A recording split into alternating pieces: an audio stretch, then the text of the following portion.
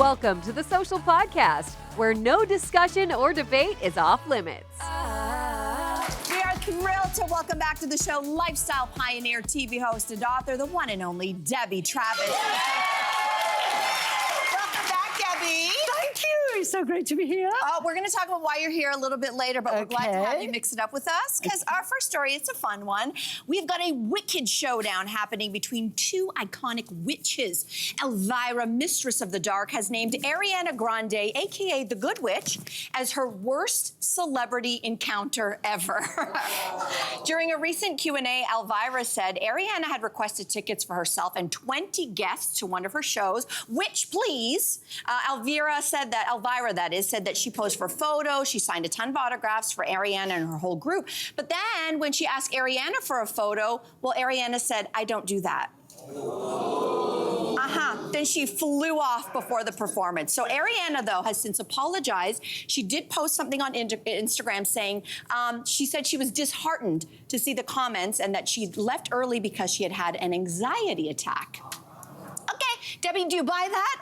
And celebrity encounters, have you had any good, bad, ugly? Oh, I've had a few, but I think my worst, and he's probably the most in the papers person today, was at the upfronts, which is where they launch new shows for all the advertisers, very big in every country. And it was in Toronto, and they all went on stage, and I was releasing a new show, and they left me in the green room, and suddenly the light disappeared from the hallway, and this man walked in with the worst suit.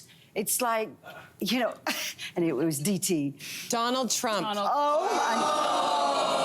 And he was launching The Apprentice, and he just lumbered around, and then the sofa was about this long, but he sat right here. like move up, like a child. Move out of the way. Yeah, he wasn't really fancying me because, you know, I was over 40. But,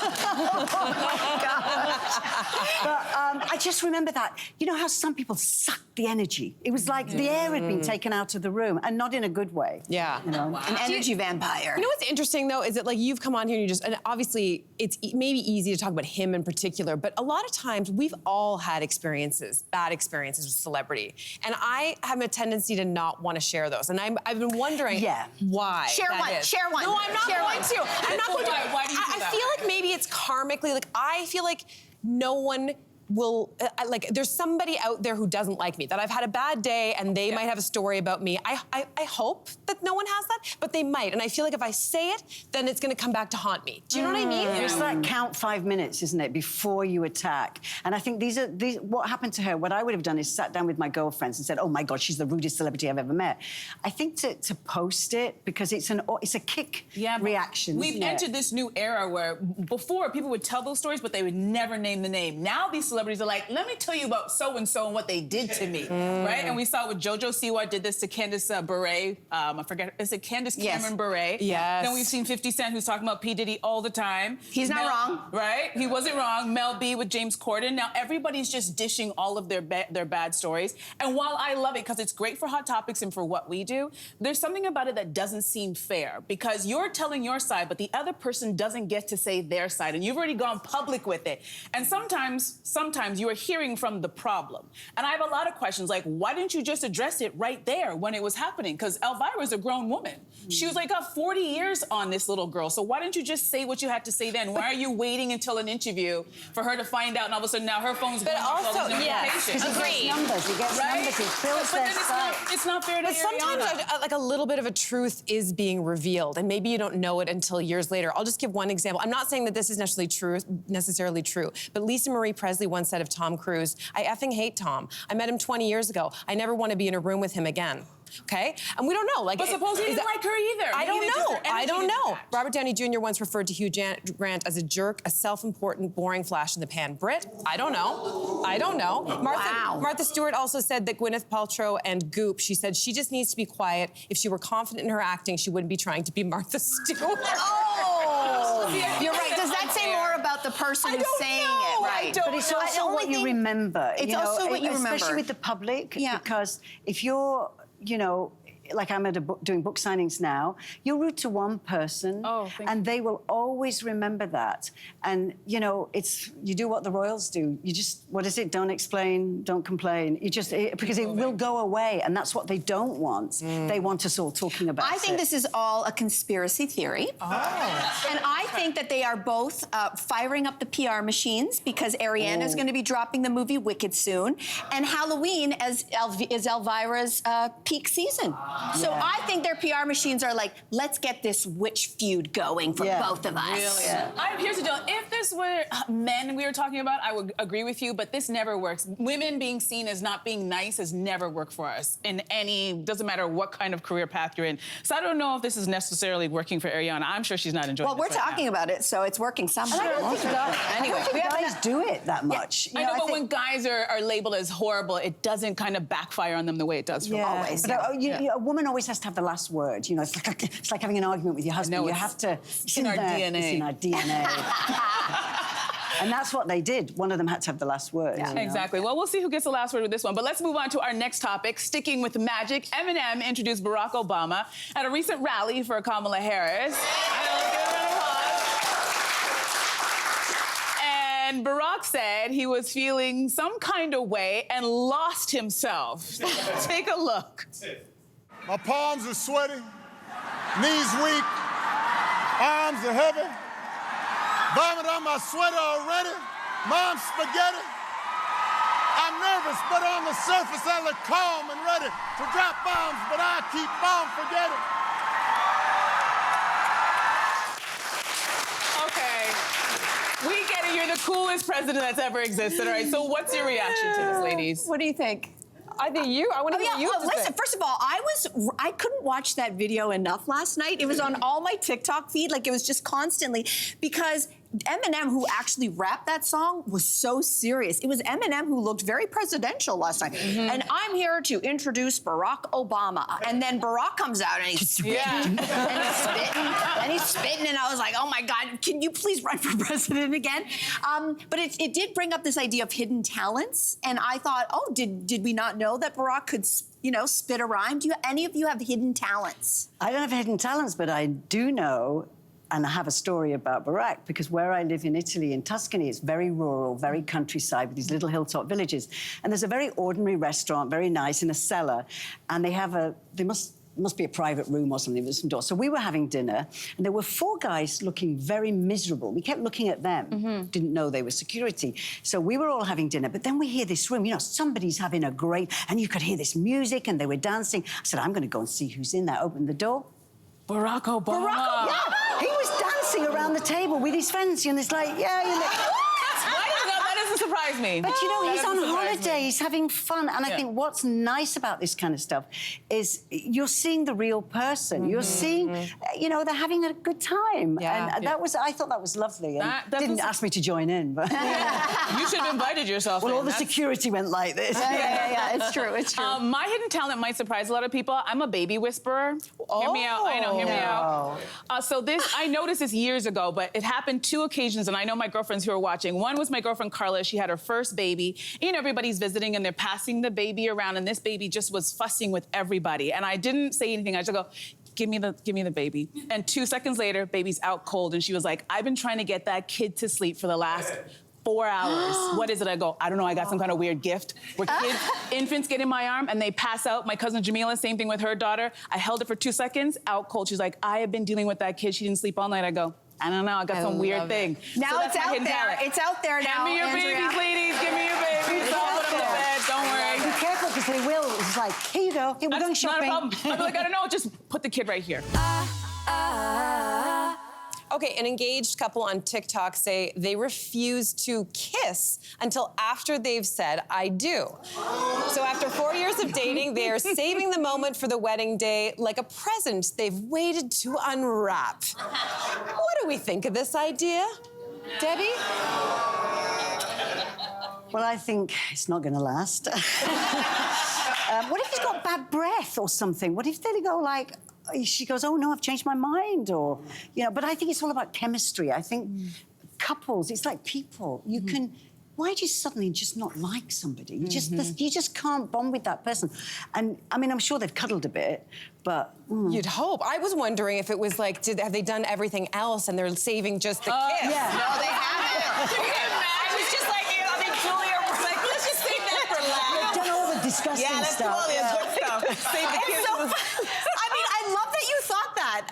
I thought so, but then they would say things like this, because by the way, they've said this is not the idea of like toxic purity culture. You know, there's been the pop stars who are like, we're saving ourselves for marriage. I wear this ring. I'm married to God. They said it's not that. But then I read the post and they said things like, your flesh is always going to want to make the wrong choice. Oh. What does that mean? What do you mean? It means that the hot guy, the bad boy, is what you're always going to want, but that's not the guy who's good for you. Is that what that means?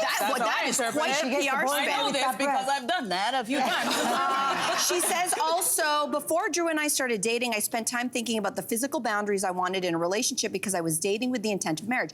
I knew I wanted to save my first kiss and physical intimacy for my future husband. So to your point, they haven't done anything. So here's the thing. Maybe, and these people, there are people out there for whom sexuality and sexual connection is not that important. Everyone's like this, like cricket. who? Like, Who are these there are lots of people. There's a whole group of people who identify as asexuals, and then there are just people for whom in a relationship it's just not the most important thing. So maybe that age. I don't know. It's possible. Well, I think also sharing your faith and having that connection is really powerful. And we're in a time where I feel like there's a lot of talk about swiping and hookup culture, and we've normalized that. So there's a part of me that really loves this for them, where they're choosing a different path. Everybody's path is different. However you want to meet your partner is the way you want to meet your partner. That being said, Say it, Andrea. Say it. I have met guys and talked to them and really like them, and then that first kiss, it either seals the deal or it gives me the ick. That's right. And I'm like, Exactly. when you get the ick, I think that's what we're worried about for either one of them, where it's like, you guys have this, but I'm telling you, if that kiss doesn't work, you can never let that go, and you're like, I can't stay with this person. There's that, and I don't want to get too serious about this, but I think they're American, and given the climate in America right now, to me, it's a very slippery slope when you have this sort of purity culture and what is happening with eroding women's rights in the United States. This idea that a woman is pure. You are pure because you haven't had sex. You are pure because you are a virgin. That line is not, to me, very difficult to draw between the war on abortion rights, for example. The idea that a woman getting pregnant is her fault. Having a pregnancy out of wedlock makes her a sinner. So to me, this idea, it's gone too far. The Madonna whore complex, it's like, haven't we been fighting this in feminism since the beginning of time?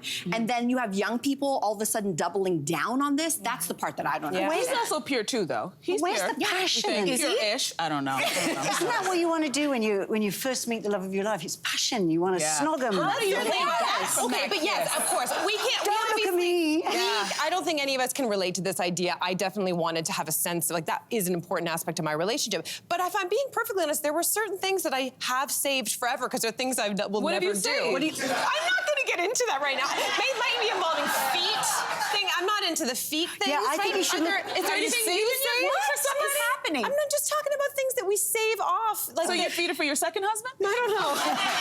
Just trying to figure out what you're Anyway, is there anything that you saved? Well, I can't really discuss this because I slept with him the first night, married him 3 weeks later. So, you know. Wow. I did more than the kiss. And then was pregnant. So, you know, I just think passion, let's not knock the passion out of everything, you know? But I do think feet's a big thing because I think before you get married, forget the kiss, look at his feet. Because I know people who divorced because they actually said, I can't look at his feet any longer. So maybe that's what they need to be doing. Is I think you should be start naked, feet. look at each other and go, nah. Because it doesn't get better. It doesn't get better, does it? Any flaws you have at the beginning will escalate over a marriage. can't imagine- Where that's the thing that makes you say, I can't do another day. Not because he's a wicked guy, but because I can't look at his toenails. I can't wait for my next first date. I'll be like, shoes and socks off, sir, immediately. In the bar. In the bar, right there, whatever Wow. restaurant. All right, so Debbie, I can't wait to get your opinion on this next one. According to Better Homes and Gardens, round beds are back in style. That's really Okay, pretty. 50-50 in the audience. They were big in the 60s, and they've circled their way back. So are you a fan of the... Look at your face. I already They've know told it's a you no. something, haven't you? Okay, You don't have to tell me anything. Your face is saying The everything. first night wasn't in a round bed, but the second one was. Okay. And I think it was a hotel in London owned by Jimi Hendrix, and they had, do you remember the... Yeah. And he died in that hotel, and he had round beds in the hotel. And this is a long time ago.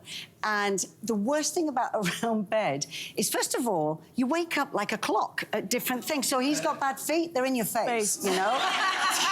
No, ma'am. It's disgusting. And then, of course, where'd you put the side tables? Where'd you imagine all the covers and everything coming off? That one actually looked really nice, though, in the picture. I've slept in this round bed twice. Once was in Vegas, of course, and it was actually a square Was it throbbing? bed. Was it like with these Probably weird vinyl covered you? half moons? That's me. Is that round? There Is that are round? three. There are three. It's more of a square with some rounded pieces of... That's what I'm trying to say, but no one's letting me say it. Okay. Anyway, Spit it out! there are half moons around it covered in vinyl, so it's like a porn set. Like they were movable. It was the mirrors. They were the mirrors That of was it. the second place. It was like actually on a book tour in West Edmonton Mall. They put me up in a hotel, and there was mirrors on the ceiling. So the question is why is it that round beds seem to connote sex? Because, the Playboy era, where we saw Hugh Hefner, and anytime he was in some kind of photograph, it was a round bed with red satin sheets and mirrors on the ceilings, and I think kinda it like that automatically means, salaciousness, right? Don't you think it automatically means many people are invited? Maybe. Is that the idea? I don't know. I'm just asking why the round bed. Yeah. I just know that, like, if you've got kids that that's sometimes co-sleep with you, like, the tall person always has to go right down the middle, right? If we go back to geometry class, diameter, right, from one end to the other. Ryan is my husband's 6'3", so he can never sleep on the edge. He's always going to have feet hanging off, so then he's down the middle, and then where do I He couldn't do the round bed. Although if he it's a slept bit of by a himself, problem. as a person who sleeps by themselves in a starfish, that round bed's looking kind of good, because I could just spread out. Yeah. It's perfect. Yeah. But although I did do a deep dive on Pinterest, there are a lot of really nice round beds. It's just really awkward. I don't think you can do it. Sheets, headboards, side tables, all of those things. I think it's a fad. It's going to be like, do you remember water beds? Yes. Oh, And then, of course, you're putting a safety pin in. It's like, oh, damn. And the water's coming out, And that was a fad. And they were heavy. They were hard to move And around. expensive. Yeah, I don't know where they are all today. In Vegas somewhere. Still in some Vegas. motel. Still in Vegas. So today's show host, Dylan Dreyer, revealed that she does a Thanksgiving rehearsal and taste tests her recipes. Why? Well, her husband gets very anxious about the big meal. Another detail they didn't add here, but her son also has celiac disease, her 7-year-old, so they want to make sure everything is good for the big night. All right, Debbie, listen, this is your wheelhouse. Thank you, Debbie. Do you rehearse? Do I rehearse? If they even ask me what's for dinner, it's like, poof. No. Who asks you to rehearse your cooking? If the gravy's a bit thin, then it's a bit thin. It's a celebration, like Thanksgiving is about bringing people together, isn't it? It's about having fun. If you're that paranoid that the potatoes are not quite right or whatever, and if she's got a celiac son, she knows exactly what she's doing. I think that's a controlling husband. And I don't think that one's going to last. You know what? I was going to say, tell me your husband doesn't like your cooking without telling me your husband doesn't like your cooking. He needs you to do a dry run, and then he decides... By the way, this couple's been married for 12 years. They've had lots of meals together, so he knows her cooking skills, and clearly he does not trust her. That's the only thing I think, because I'm like, why? Is she on the bear? Why is she testing out things and giving him things to taste? And then why doesn't he do the cooking? And if you don't like the gravy, then you make the gravy. Right? Yeah. Sure. Got me in here in a test kitchen. I'm not doing it. I think they didn't kiss before the wedding. There's some stories there. There's something Going on there. There's something bigger to this. There is, but let's say there isn't, just for a second. I will say that the reason why my mother, who is the best cook in the world that I know, her favorite dishes are the ones that she's been making for 30, 35, 40 years. Because practice makes perfect. And so even though, let's say he's not a controlling guy, although he probably is. But let's just pretend he's not for a second. I know that for me, if I've done this before when I've had a big night that's going to be at my house, I don't get a second chance. I'm not a regular cook, so I do need the practice. So I will do every single dish because then you get more efficient. You learn the shortcuts. Oh, more of this, less of this, and you actually get faster in the kitchen. So I like to do that. That's me controlling me. Maybe that's the difference. That's the difference. But then when my friends come, I'm not so stressed about, oh my God, if this doesn't work out, I'm calling a food delivery company. Like, I don't have a second chance because I'm not regularly in the kitchen. So I can understand as a type A person that this could actually have a useful side to it. I just don't understand. Like, they had Thanksgiving last year. The son had celiac last year. Like, they've already had a dry run. So why are they tweaking? Because he doesn't like cooking. He didn't like it. New recipes? I don't know. I mean, I definitely have had the experience. There was one time when I was doing a cleanse. I don't advise it. And so I brought that energy home to Thanksgiving, and my parents were so generous. And they were like, okay. I was like, I'm going to make a stuffing with, like, some type of obscure bread that didn't have as much flour in it. It was terrible. Don't do that to people at the last minute. That's the only time you ever want to try something in advance. But otherwise, you also laugh about it afterwards. Exactly. Right? It's a story. It's a Depends on the family, depends on the family, depends on the culture. Not everybody's laughing at that. In our culture, they're not laughing at that. If you mess up Thanksgiving dinner, they're not laughing. You're going to hear about it, and you're never going to host Thanksgiving ever again. They're going to tell you you're going to go down in infamy. It's true. It's true. Debbie, we love having you here because you have so many amazing stories. And speaking of which, you have a brand new book out. It is called Laugh More, Stories from an Unexpected Life. It's beautiful. Tell us about your new book and congratulations. Well, it's exactly this. It's exactly what you're doing. So when we do these retreats in Italy, you know, I packed in television, moved to Italy, started these retreats, and there's a lot of storytelling. Mine and then other people. You know, you tell a story to, oh, that happened to me. So I started to write them down. Plus life there is, as we say in England, mad as a box of frogs.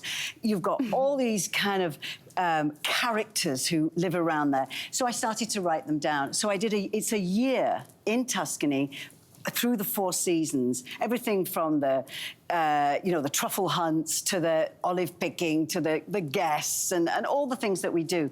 But when you're telling a story, like you're out with your girlfriends, it spirals you into something else. So I didn't want it to be a memoir, but then you start thinking, oh, God, I remember that. You know, when I was 12, that happened. And so then I wrote that down. And then, like, meals and food, you know, they're memories. And so we all have a favourite restaurant we once went with because of whoever you were with, or something happened, and it takes you down these journeys, and then you come back to the story. So it's a little bit, you know, all over the map because you're telling a story, and then you jump into, well, when I was 12, you know, this happened. And like, for instance, in the spring, it's artichoke season, and there are about 200 varieties of artichokes, and the old ladies in the market fight over them, absolutely fight over them. And so there was loads of funny stories about that. And then as I'm writing this, because something had happened, and one woman was in the market, jumped out of the car, didn't put a handbrake on, and rolled down the hill, and as they all do. And then I started remembering that when I was 18 in a club in London, this kind of, we all went out with these guys just to get a free meal kind of thing. And it was a very famous club, and on the dance floor was kind of Mick Jagger and all these people. And everybody at the table, all these pretty girls got invited to dance except me. So the guy had ordered the food, and the first thing that came was an artichoke with the little hand thing, you know, the posh, where you wash your fingers and stuff.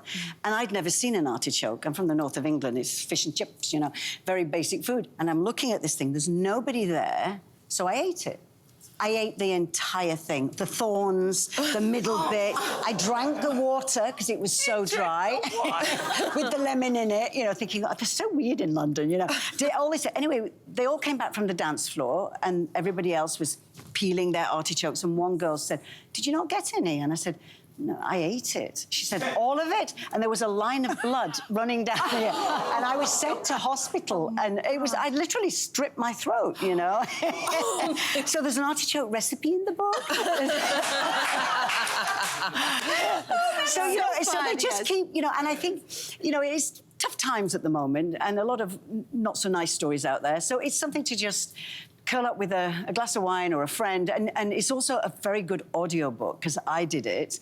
Not as good because I did it, but it's my voice. And it's a good book for if you're going to work to listen to, because it just makes you laugh. Debbie, thank you so much for your stories, and congratulations on the book. Subscribe to the Social Podcast so you don't miss a fiery debate.